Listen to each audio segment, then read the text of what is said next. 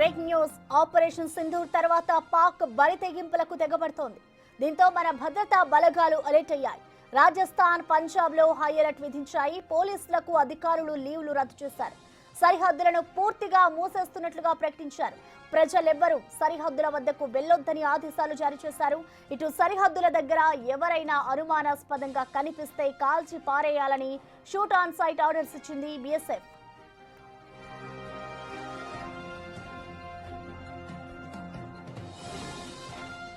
రాజస్థాన్ లో జోధ్పూర్, కిషన్ఘర్, బికనేర్ ఎయిర్పోర్ట్లను రేపటి వరకు మూసివేశారు. Indian Air Force high alert లో ఉంది. వెస్ట్రన్ సెక్టార్ లో ఐఐఎఫ్ పెట్రోలింగ్ ను పెంచింది.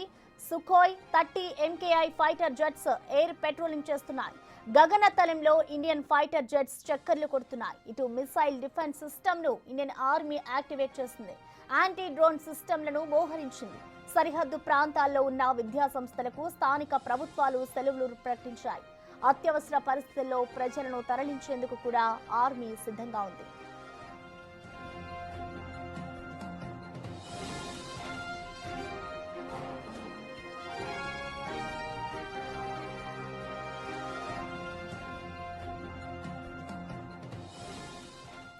దీనిపై పూర్తి సమాచారాన్ని మా అసోసియేట్ ఇన్పుటేటర్ నగేష్ అందిస్తారు. నగేష్, చూస్తున్నా మనం ఇటు భారత్ అలాగే పాకిస్తాన్ యుద్ధం నేపథ్యంలో ఇటు ఎయిర్ ఫోర్స్ అంతా కూడా హై అలర్ట్ లో ఉంది. సో ప్రస్తుతం అసలు ఎక్కడెక్కడ సిచ్యువేషన్ ఏ విధంగా ఉంది, ఇటు సరిహద్దులను కూడా పూర్తి జాగ్రత్తగా ఉన్నట్లు కూడా తెలుస్తుంది. అప్డేట్స్ ఏ విధంగా ఉన్నాయి?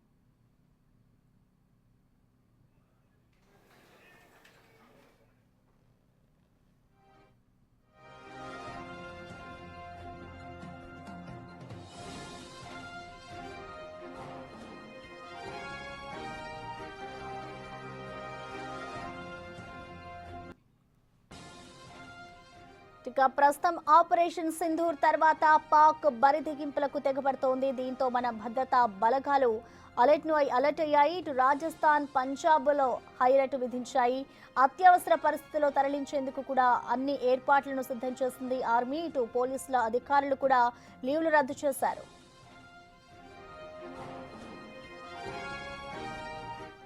ఇటు మా అసోసియేట్ ఇన్పుటేటర్ నగేష్ అందుబాటులో ఉన్నారు. దీనికి సంబంధించి పూర్తి అప్డేట్స్ అందించేందుకు నగేష్.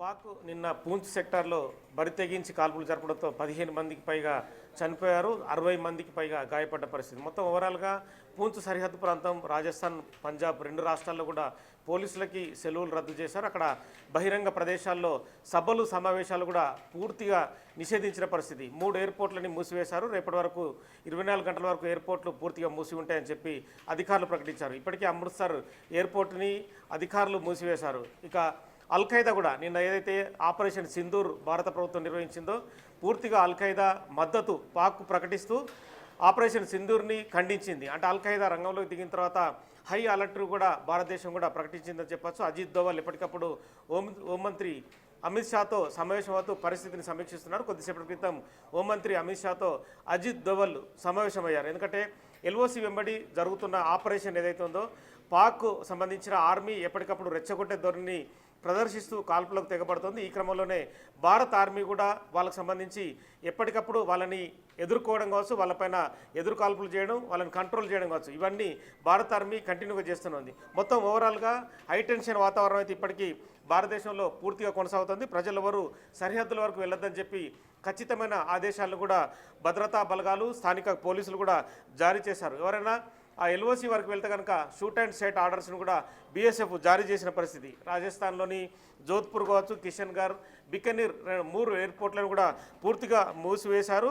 వెస్టర్న్ సెక్టర్లో జరిగిన ఐఎఫ్ అంటే పెట్రోలింగ్ సంబంధించి కూడా ఎప్పటికప్పుడు పర్యవేక్షణ జరుగుతుంది. ఎయిర్ పెట్రోలింగ్ని ఇండియన్ ఫైటర్స్ సంబంధించి ఇండియన్ ఎయిర్ ఫోర్స్ కూడా ఎప్పటికప్పుడు పర్యవేక్షణ జరుపుతుంది. సుఖోయ్ కానీ, ఫైటర్ జెట్స్ కానీ మిగతా అన్ని కూడా ఎల్ఓసి వెంబడి తమ అంటే యుద్ధ విన్యాసాలని కంటిన్యూ కూడా చేస్తున్నాయి.